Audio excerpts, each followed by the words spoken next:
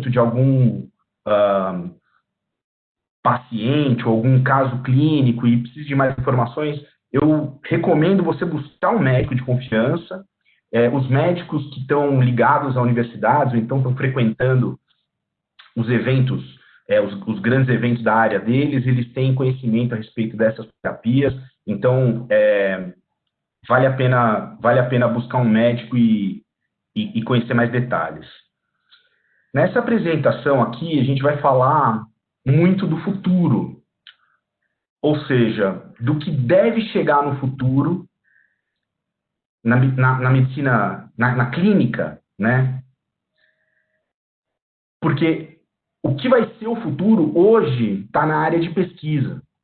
Então, muito do que a gente vai falar aqui está na área de pesquisa, ou na pesquisa básica, ou na pesquisa translacional, ou em alguns casos até iniciando, né, já em laboratórios, mas ainda nós estamos falando de uma coisa que está engatinhando e que vai explodir nos próximos anos. Então, considerem que esse tema aqui a gente está falando no ambiente de pesquisa.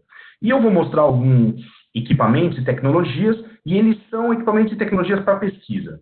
Acho que é importante.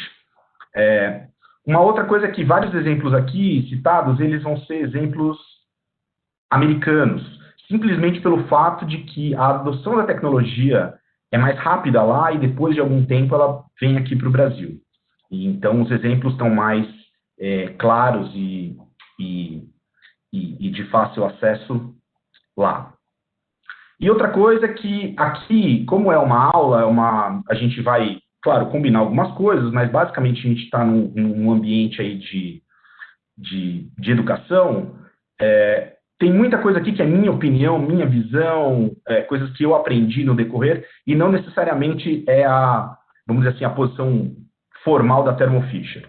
Tá bom? Então, vamos lá.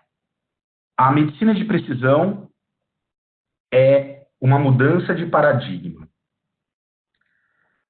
de uma abordagem one size fits all, ou seja, um tamanho só para todo mundo, para terapias direcionadas, né?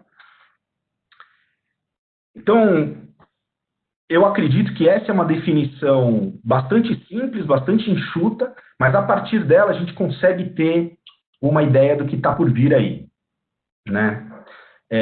Eu queria, não sei se eu vou conseguir, uma tentativa aqui, tá? Não combinei com ninguém, mas eu queria fazer uma pergunta aí para esse pessoal, para a audiência, para quem está escutando aí, para vocês. Quem aqui que está assistindo se considera expert em medicina de precisão? Então, responde ali no chat, ali no bloquinho de notas ali do lado, se você se considera um expert, ou se você, né, entende bastante do assunto, coloca o número 1. E aí depois o pessoal lá da produção vai me passar aqui a informação. Só para tentar calibrar um pouco o tom aqui. Então, de acordo, né, com o pessoal do National Research Council Towards Precision Medicine, a definição que eles adotaram foi que a medicina de precisão é a adaptação do tratamento médico às características individuais de cada paciente para classificar os indivíduos em subpopulações que diferem na suscetibilidade de uma doença específica ou na resposta a um tratamento específico. Intervenções preventivas ou terapêuticas podem, então, ser concentradas naqueles que se beneficiarão, poupando despesas e efeitos colaterais para aqueles que não o farão. Então, aqui você tem uma ideia um pouco mais clara a respeito dessa questão de subpopulações. Então, como que você precisa triar essa população para começar a entender como ela se subdivide e, eventualmente, como é que você vai tratar, né, essa população. Queria mudar um pouco agora o rumo, né, da conversa, porque eu acho que para a gente entender onde a gente está, é importante a gente entender de onde a gente vem, né? É importante a gente entender um pouco de história, como que a gente chegou até aqui na medicina de precisão. Então,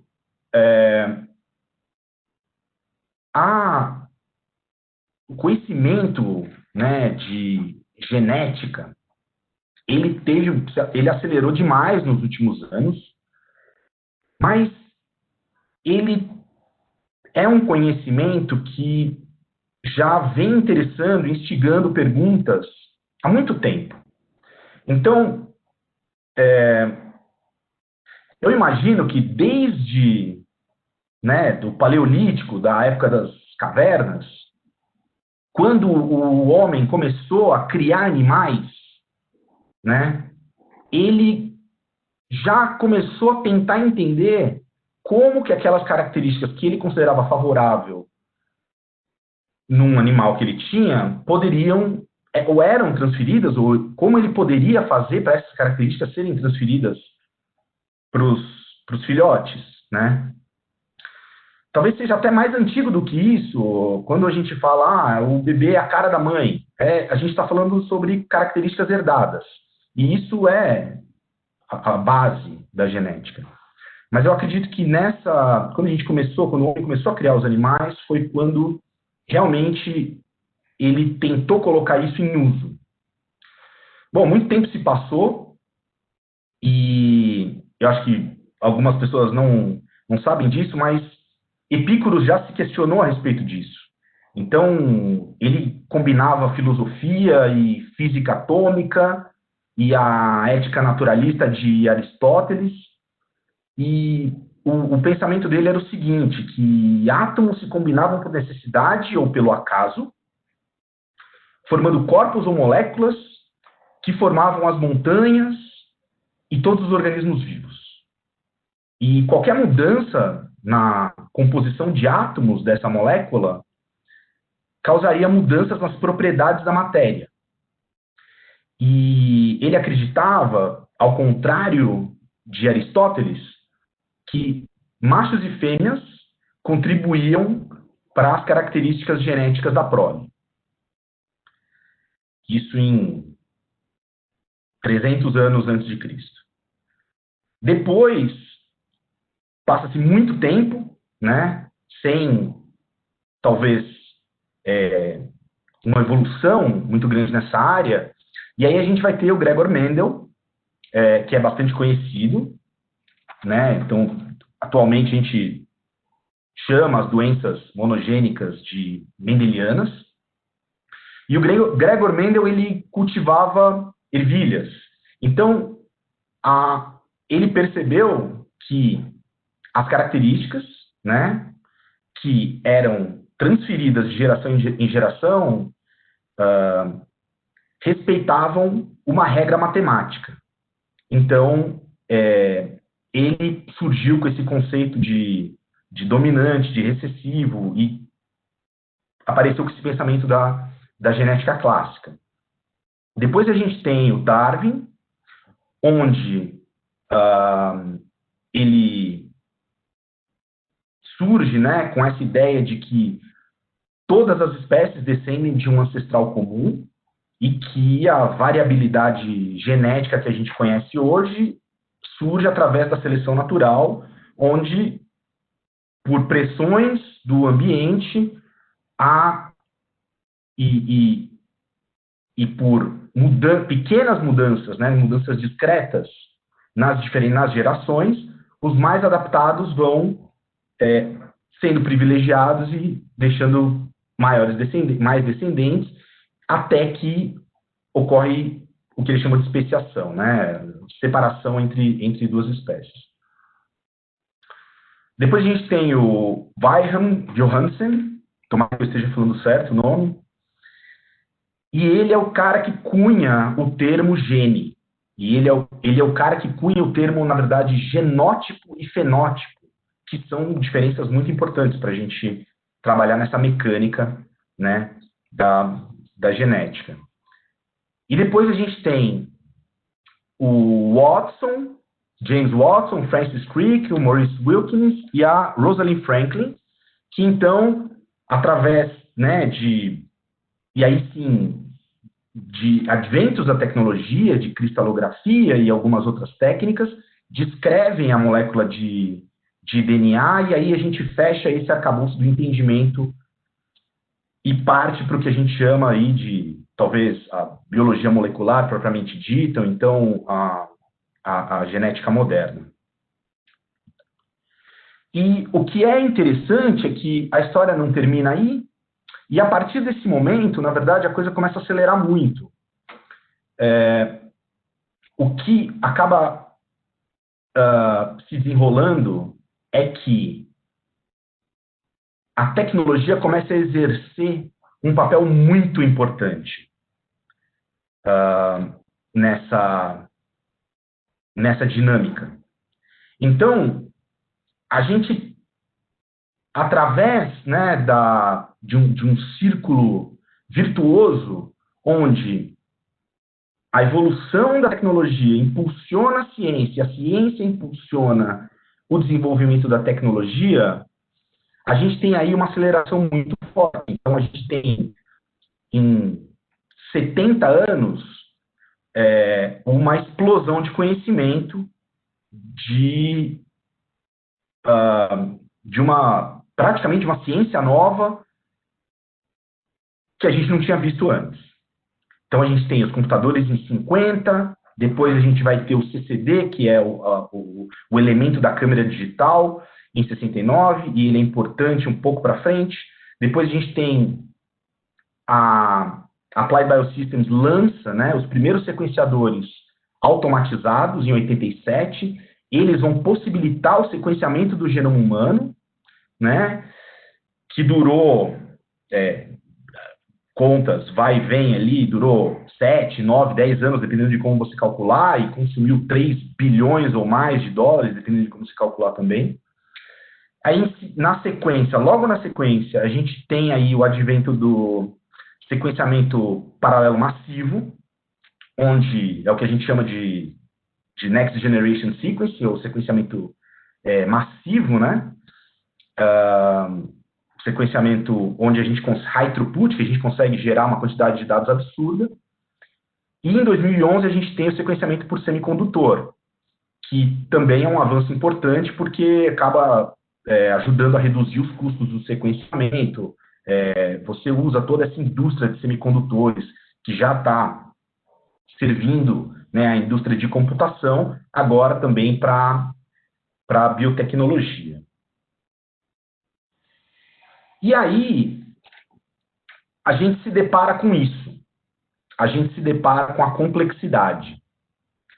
E essa complexidade, eu acho que foi uma grande lição, vamos dizer assim, para a gente como sociedade, porque isso é a biologia mostrando o que ela realmente é. Ela é bastante complexa, tem muitos níveis de complexidade, de regulação, de controle, e muitas pessoas pensaram que assim que a gente sequenciasse o genoma humano, todos os problemas genéticos estavam resolvidos, mas na verdade a gente estava apenas começando essa jornada, né? Então, o que acontece é que, mais uma vez, a gente vai depender da tecnologia para conseguir ter um entendimento disso tudo, né? A gente começa a perceber o seguinte: entender um genoma humano não é mais suficiente. Agora a gente tem que entender muitos genomas humanos e fazer uma análise comparativa entre eles. Então a gente precisa de tecnologia para levantar esses dados e a gente precisa de tecnologia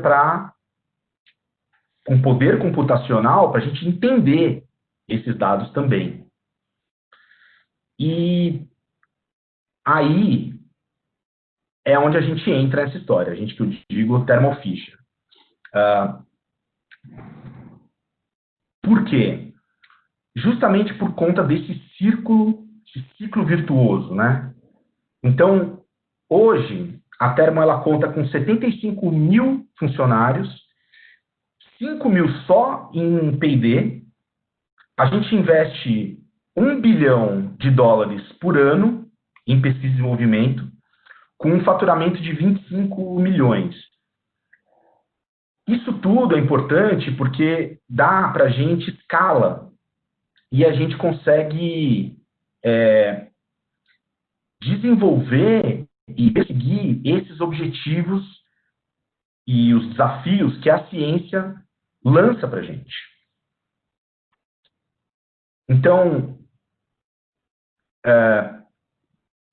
a Thermo Fisher, como vocês viram, é uma empresa bastante grande, e eu acho que é por isso que a gente tem particularmente, a gente tem essa propriedade para falar sobre medicina de precisão, porque a gente atua em medicina de precisão em várias áreas diferentes. Então, quase que se você quiser montar um laboratório, você conversa com a gente e nós vamos ter soluções para todos os aspectos. Não que isso está pronto, muito pelo contrário. É um processo de desenvolvimento junto, né, com os nossos clientes. Mas a gente tem uma gama de atuação muito importante, muito grande, muito vasta. E hoje, por conta da minha área de atuação e pelo meu interesse também, a gente vai discutir mais especificamente essa parte de life science. Mas a Thermo Fisher tem diversas outras especialidades e eu estou mais do que à disposição de indicar vocês para especialistas de cada uma dessas áreas. Hoje é uma conversa mais ampla, mas a gente adora falar de soluções, a gente adora entrar em detalhes. Então, super à disposição para ter essas conversas aí mais para frente. Então, a gente tem um compromisso com o avanço da ciência, né? A gente tem esse portfólio gigantesco e a gente tem muita capacidade, porque nós nos consideramos cientistas ajudando os cientistas. Então, a nossa missão, que é possibilitar, né, permitir que os nossos clientes façam um mundo mais saudável, mais limpo e mais seguro. Então, a nossa missão está muito atrelada com os clientes. A gente fornece a tecnologia para eles poderem fazer um mundo mais saudável, mais limpo e mais seguro. Então, nesse aspecto, a gente entende que a medicina de precisão ela tem uma base, né? Ela tem essa base calcada na tecnologia, mas ela é um tema, ou ela é um espaço onde deve existir, para ela florescer, deve existir essa sinergia entre os diferentes atores. E a gente entende isso dessa forma, a gente entende o paciente no centro, a tecnologia apoiando, né, no diagnóstico, na pesquisa acadêmica e na indústria farmacêutica, que é onde a gente tem alguma pegada aí, alguma atuação. Mas também, para isso realmente acontecer, depende muito dos governos, né, das fontes pagadoras, dos provedores de serviço, né? E aí a gente tem uma série de temas envolvidos, como as outras ômicas, a proteômica, transcriptômica. A gente tem toda a parte regulatória, de política, reembolso, a segurança de dados, que está virando um tema super atual agora, né? Todo mundo prestando muita atenção nisso. Terapias, os companion diagnostics, que andam junto, né, com os medicamentos. Enfim, tem aí é uma arena e eu acredito que hoje essa infraestrutura para a medicina de precisão acontecer está sendo construída por todos esses atores. Então, a gente está começando a ver isso acontecer. E, então, vamos lá. Na prática, qual que é aí uma tendência importante? A população está envelhecendo. Então, a população está envelhecendo no mundo todo, né? Isso vai fazer com que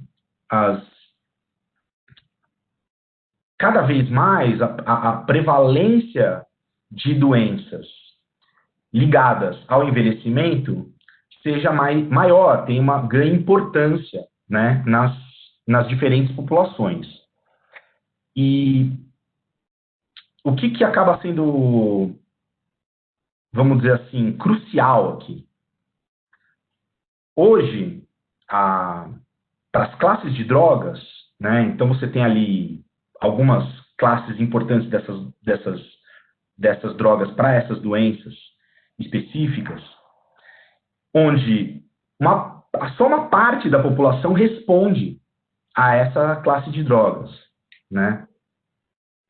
Então, olha, eu estou recebendo aqui algumas perguntas, mas eu vou fazer o seguinte, eu vou deixar para responder no final, se tiver tudo bem para vocês, para eu não perder a linha de raciocínio aqui. Então, o que acontece é o seguinte, na prática, aqueles grandes blockbusters da indústria farmacêutica, onde um remédio funciona para todo mundo, então, para essas doenças complexas, eles têm um limite.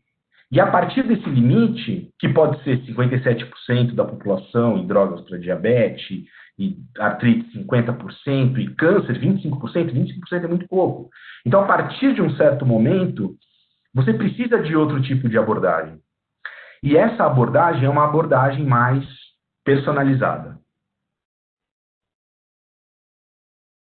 Então, qual que é, vamos dizer assim, outra maneira de enxergar esse problema?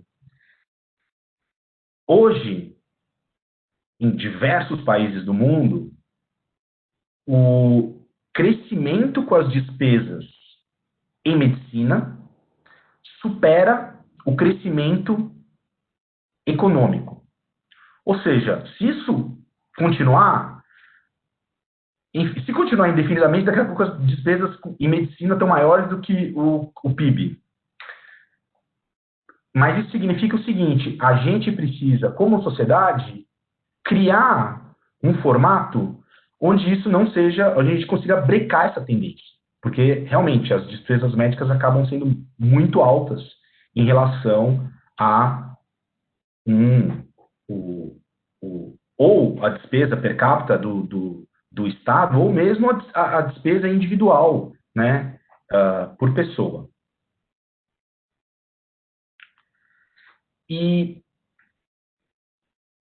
então, entendendo esse ambiente, né, onde algo precisa ser feito, entendendo esse ambiente de complexidade biológica, dessa complexidade tecnológica, né, entendendo que a gente precisa levantar dados e comparar coisas complexas,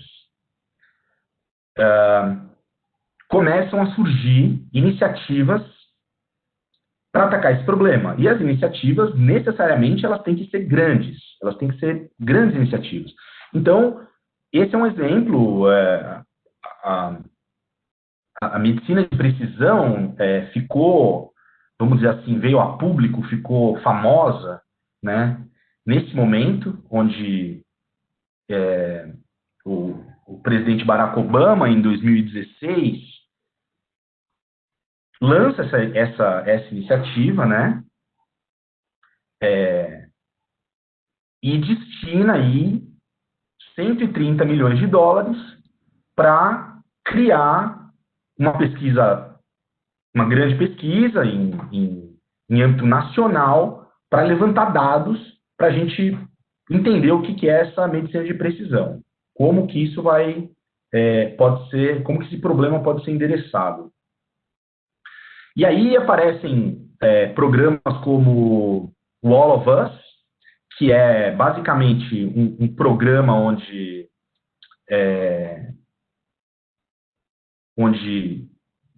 voluntários, né, 1 milhão de americanos se voluntariam para não somente ter o seu teste genético, o seu perfil molecular identificado e catalogado para a pesquisa, mas vão também fornecer dados sobre o estilo de vida, alimentação, o ambiente, dados de saúde.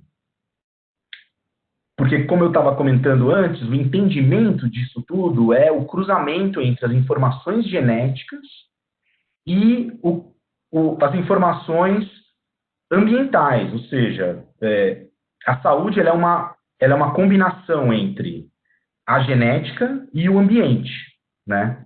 E aí é vamos dizer assim, nesse encontro é que você tem a condição clínica. E um desses grandes programas é o Cancer Genome Atlas, que então também se propõe a fazer uma identificação, a criar um atlas de diferentes tipos de câncer, diferentes sítios anatômicos em diferentes pacientes, para também gerar uma base de dados rica para a gente poder entender melhor o que é o câncer. E a partir disso, surge então o NCI-MATCH. O NCI-MATCH é então acredito que seja o maior clinical trial para câncer. Ele é um estudo clínico com 40 braços, ou seja, está testando 40 terapias ou combinações diferentes de terapias.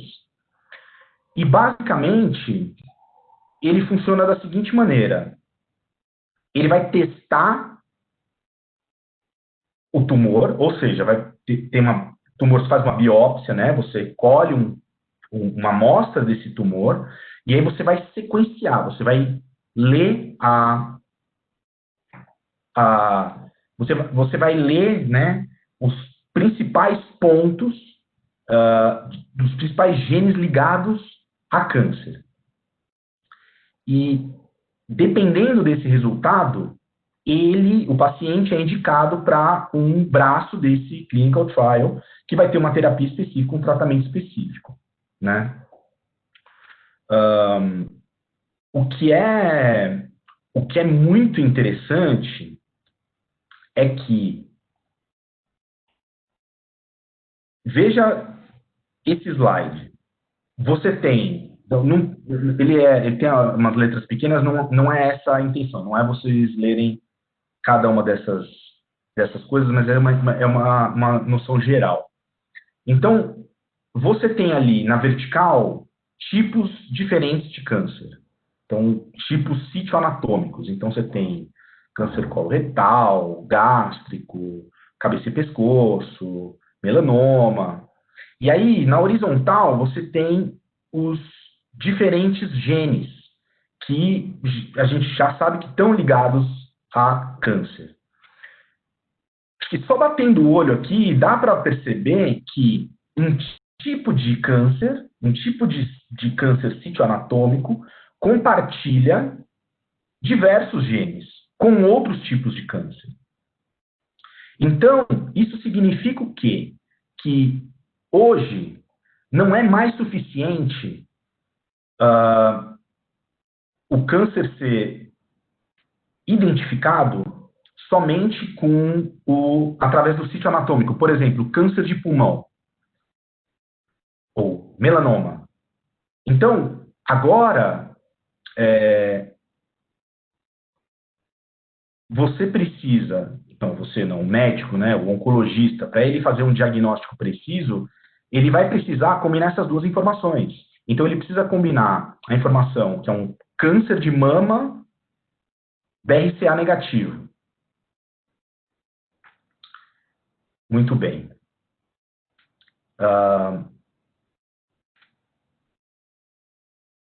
Aí, a gente começa a entender o que é que vem pela frente. Então, nos próximos 5 anos, né, ou seja, nos últimos 5 anos, 59 terapias foram lançadas com 89 indicações. Ou seja, uma série de drogas, target, ou seja, que depende desse gene, para 89 indicações, para combinações de indicações diferentes. E é esse o cenário que a gente está encontrando agora. Esse aqui é um gráfico interessante da IQVIA para mostrar ali em verde os target biologics, ou seja, um crescimento, né, de 77% de drogas que têm um gene específico para atacar. Ou seja, exatamente o conceito de medicina de precisão. Você busca o gene e aí você vai fazer uma terapia específica. Esse aqui é o pipeline histórico, né, das terapias que estão disponíveis aqui no Brasil. Então, para vocês terem uma ideia, isso já está acontecendo aqui, isso já é uma realidade aqui, tá? Esse aqui é uma droga interessante, eu trouxe especificamente porque ela tem uma característica interessante, que é o Laratriptan. Ele é a primeira droga aprovada que é tumor agnóstico, ou seja, ela é realmente aprovada pelo FDA, já está aprovada aqui na Anvisa, e ela, independente do tipo de tumor, pode ser qualquer tumor, se tiver a mutação do gene do NTRK, que a gente chama de N-TRK, o paciente ele está apto a tomar essa droga. Então, isso muda um pouco o paradigma. Aqui a gente tem um estudo de caso, né, com câncer infantil, que é um tipo de câncer muito específico. Então, o câncer infantil ele é diferente do câncer adulto. O câncer adulto ele geralmente acontece por conta de mutações ao longo do tempo. O câncer infantil ele advém do crescimento, então ele é baseado, muitas vezes, parece que é uma célula-tronco que está tentando se transformar num órgão e não consegue, e acaba, então, tem muita deleção, tem muita amplificação, é muito diferente. Então, você precisa de um estudo, de um painel, de uma interrogação bastante diferente.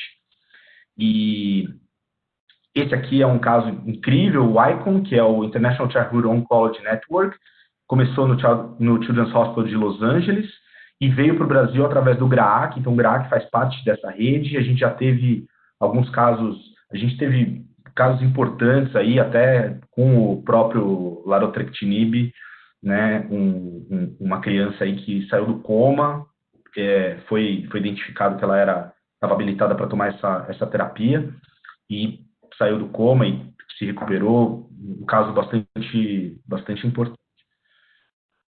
Bom, seguindo um pouco mais, a gente tem uma questão de heterogeneidade tumoral. Então, o tumor ele se comporta, às vezes, como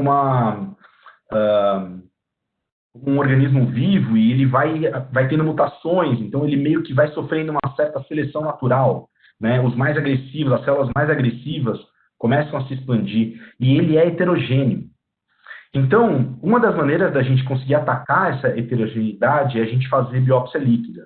Isso é uma coisa que está cada vez mais em alta, e em vez de você biopsiar o tumor, você vai tirar o sangue e vai capturar o DNA livre no sangue. Isso tem uma série de vantagens, porque é mais rápido, é fácil de coletar, é muito fácil os pacientes adotarem, você pode fazer recorrente e monitorar o tumor. Tem algumas dificuldades que são a sensibilidade, mas a gente ainda está vendo isso em desenvolvimento e está bastante interessante. Esse aqui é um caso, para vocês terem uma ideia, então, em Portugal, no Ipatimub, a gente teve aí um tipo de... então, esse paciente, na verdade, foi um estudo retrospectivo, ele coletou sangue ao longo dos meses e foi fazendo o acompanhamento de imagem, né, do PET-CT. E aí, no 8º mês, através da biópsia líquida, já foi detectada uma mutação no EGFR, que é um gene importante, em uma frequência bastante baixa, 0,8%. No 9º mês, foi identificada essa mesma mutação já com uma frequência mais alta, e uma nova mutação no EGFR também, no T790, com uma frequência de 0,7. E o que é interessante é o seguinte, a imagem só foi detectar o ressurgimento, né, do câncer 2 a 3 meses depois. E pela biópsia líquida, você já conseguiria detectar isso muito antes, e o mais importante, para o EGFR T790, você tem uma terapia. Então, você já poderia detectar muito antes e entrar com a terapia. Então, esse é o tipo de, vamos dizer assim, força, de vantagem que uma tecnologia dessa traz. Muito bem.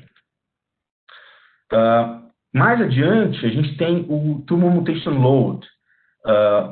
O Tumor Mutation Load, ele está ligado, né, à carga mutacional. Então, conforme conforme passam os anos, naturalmente, através de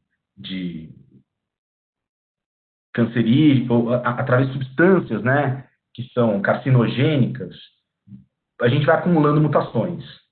Quem fuma acumula mais, quem está exposto a substâncias químicas acumula mais, mas a gente vai acumulando. Então, o Tumor Mutation Burden é esse acúmulo de mutações. O que acontece é que, com esse acúmulo de mutações, o tumor ele passa a expressar receptores nas células diferentes, que o próprio sistema imunológico consegue identificar como algo que ele deve combater. Então, hoje existe um marcador chamado TML, onde quanto maior for essa taxa de mutação, o Tumor Mutation Load, maior é a chance do paciente responder a uma imunoterapia. Então, esse é um marcador super relevante e está ganhando cada vez mais força. Por conta disso, existe aí 2.000 imunoterapias em clinical trials atualmente, que devem chegar no mercado e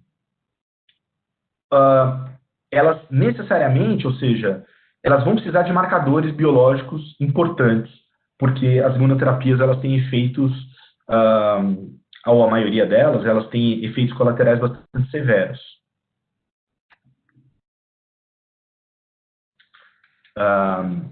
Então, para quem não está aguentando esperar para ver as nossas tecnologias, eu queria só mostrar essa tecnologia especificamente, que é a tecnologia que eu comentei que faz o sequenciamento em larga escala com um chip semicondutor. E o interessante é que ela consegue fazer todos esses painéis, que eu vou mostrar um pouco melhor para vocês, de uma maneira automatizada, num laboratório sem experiência. Então, isso é, vamos dizer assim, a nossa última resposta para a medicina de precisão. Não vou entrar em detalhes aqui, acho que nem é o tema, mas cada um dessas soluções, ela endereça um tipo de aplicação em câncer diferente. E essas aplicações, elas também estão ligadas a um reporte, ou seja, a uma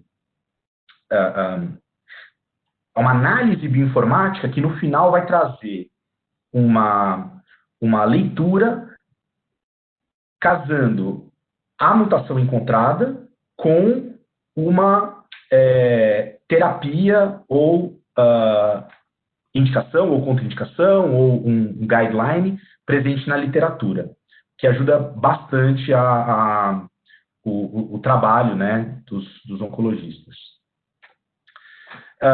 Vou falar rapidamente aqui para encerrar sobre a medicina reprodutiva. Então, a gente vê a medicina de precisão muito forte na medicina reprodutiva.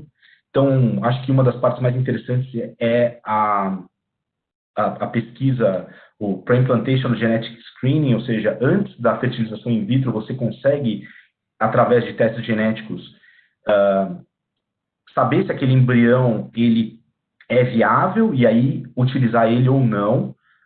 E hoje você até consegue ir mais longe, você consegue identificar doenças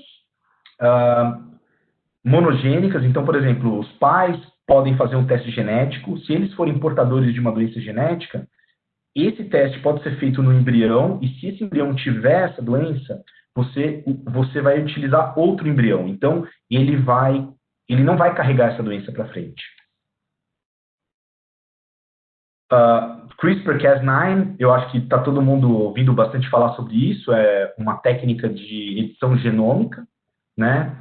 Essa técnica, ela surgiu, é super interessante a história, ela é o sistema imunológico das bactérias, então as bactérias conseguem identificar os vírus que estão parasitando elas identificam a inserção do DNA do vírus no próprio genoma delas.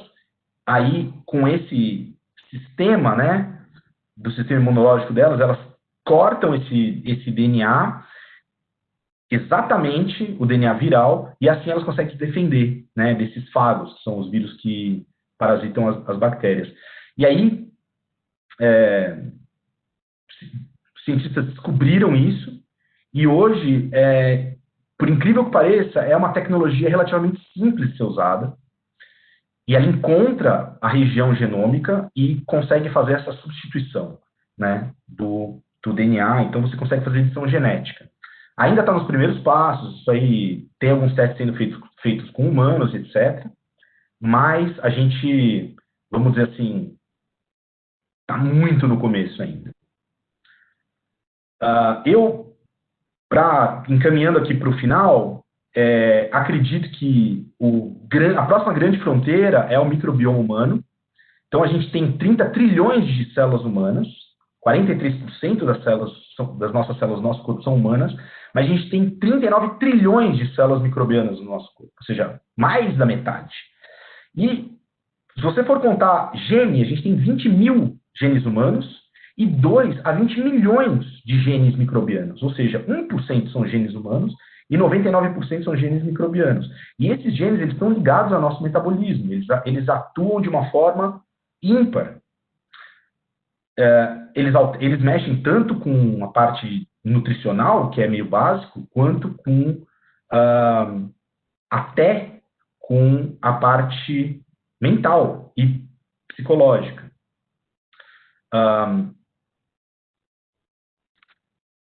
Já estão me avisando aqui que eu preciso deixar uns minutinhos para terminar. Só finalizando aqui, queria mostrar para vocês o Human Microbiome Project, que é um projeto desses enormes também, financiados pelo NIH, pelo National Institute of Health, para buscar os microbiomas. Esse aqui é o American Gut Project, que ele está sendo financiado pelas próprias pessoas que querem conhecer melhor o seu microbioma. Então, você faz o seu microbioma e manda para lá, e aí depois eles vão te devolver a comparação com os outros microbiomas. E eu queria finalizar só colocando a seguinte questão. Com grandes poderes, vem grandes responsabilidades. Então, a medicina de precisão é um enorme poder. E eu acho que a gente tem dois desafios importantes. Um é o econômico. Como que a gente vai conseguir democratizar a medicina de precisão? E o segundo é ético. Quais são os limites que a gente, como sociedade, vai querer impor para nós mesmos para trabalhar com esse tipo de coisa? Então, a gente sabe que, assim, através do CRISPR-Cas9, que é a edição genética, se melhorar, se retirar uma doença, ok. A gente sabe que construir um super soldado, não. Então, a gente tem aí dois extremos. Aonde é que a gente quer traçar essa linha? E eu acho que é muito importante a gente, como sociedade, entrar nesse debate para a gente poder ter opinião e poder opinar sobre isso. Então, agradeço muito aí pela presença de todos, espero que vocês tenham gostado. Vamos para as perguntas.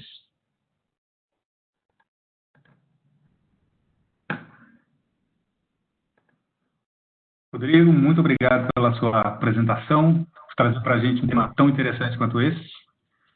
Agora vamos dar início à nossa sessão de perguntas e respostas. Eu recebi várias perguntas aqui para mim, no chat, eu já selecionei algumas para a gente começar, mas se vocês que estão aí como participantes, podem ainda enviar suas perguntas se quiserem, tá legal?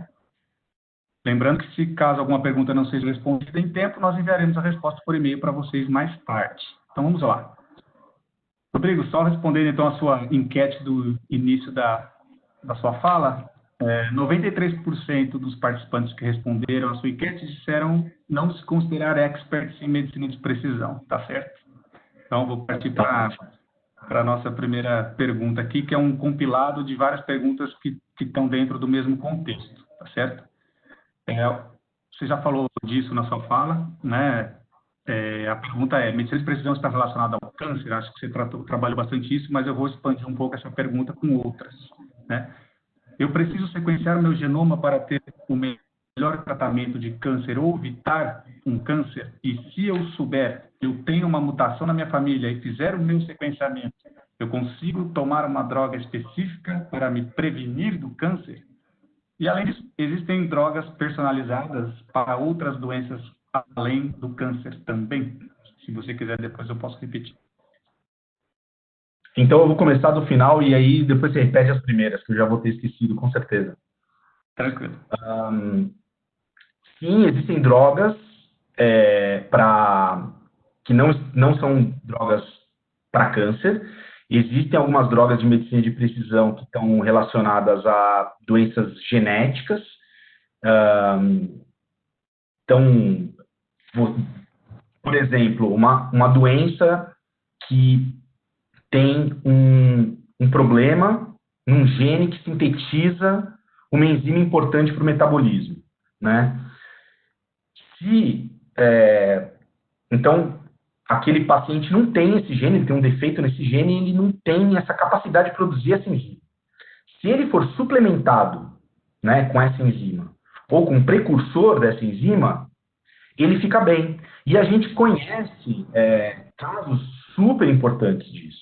Inclusive, tem uma técnica que ela é mais ou menos o seguinte: você sequencia o genoma, né, desse paciente, aí você identifica essa mutação que tem esse problema, e aí você vai para o laboratório e, numa cultura de células, você então cria células que têm essa mutação, ou seja, ela vai ter esse defeito de metabolizar essa enzima. E aí você coloca numa placa, você faz um monte de culturas em pocinhos diferentes, em várias placas diferentes. E aí cada uma desses pocinhos, você vai colocar medicamentos que já existem, né, que a gente conhece, que tem mais ou menos, estão ali naquela via metabólica. Então você testa vários medicamentos que já existem. Uma vez que aquela cultura de célula andar para frente, você sabe que você está tratando o medicamento correto. E aí você pega esse medicamento e dá para o paciente. Isso é uma maneira também de medicina de precisão. A outra questão, qual que era, Rosa? Desculpa. Se eu souber que tenho uma mutação na família e fizer o sequenciamento, eu consigo tomar uma droga específica para me prevenir do câncer? Acho que você abordou isso um pouco aí já, né? Olha, eu acho que assim, essa é importante. Existem mutações genéticas que estão ligadas a câncer. Agora, tomar droga para prevenção, essa é uma pergunta para médico, tá? Uma ótima pergunta para fazer para um médico. Mas o que eu sei é que para prevenção de câncer, normalmente você faz coisas que estão mais ligadas a estilo de vida. O estilo de vida é um grande, talvez, preditor para câncer. É claro que se você tiver uma mutação no BRCA, por exemplo, ele tem aí a probabilidade é mais alta, né, de você desenvolver um câncer. Então, aí eu não sei até que ponto existem drogas preventivas. Eu não conheço. Muito bem. Tem uma pergunta que chegou agora aqui, eu vou pegar ela primeiro, tá? Primeiramente, parabéns pela apresentação e pela organização. Muito obrigado. A pergunta é a seguinte: qual a situação atual e as perspectivas de uso e aplicação da medicina de precisão na veterinária e em animais de produção? Olha, essa é uma pergunta incrível, muito boa, muito legal.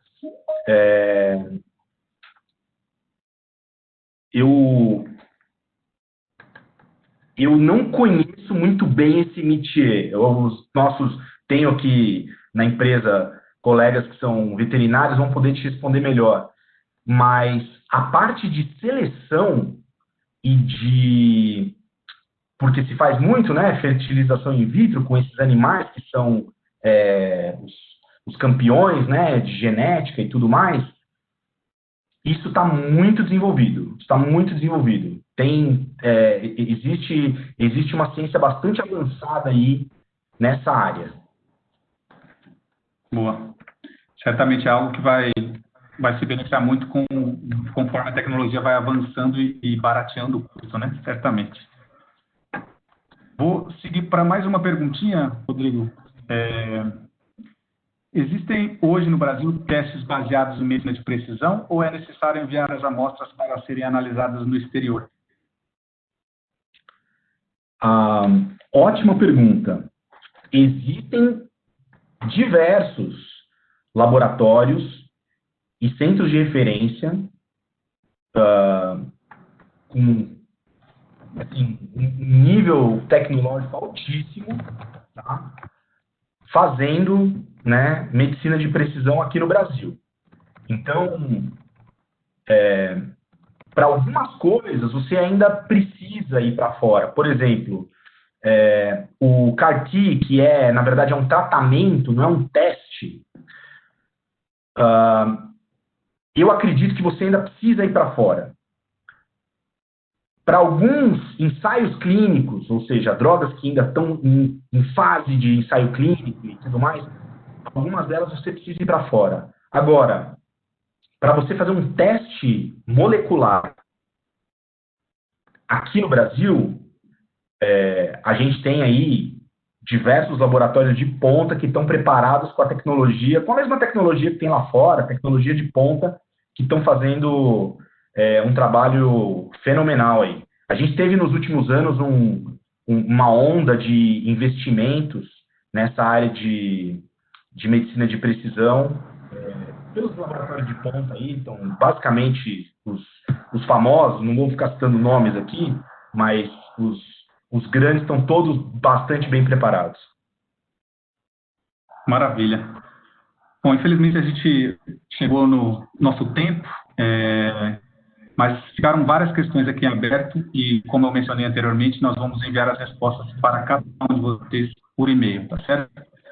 E, além disso, nós enviaremos também um e-mail nos próximos dias para todos os inscritos com o link de acesso para a gravação deste webinar, para que vocês possam assistir novamente, se quiserem.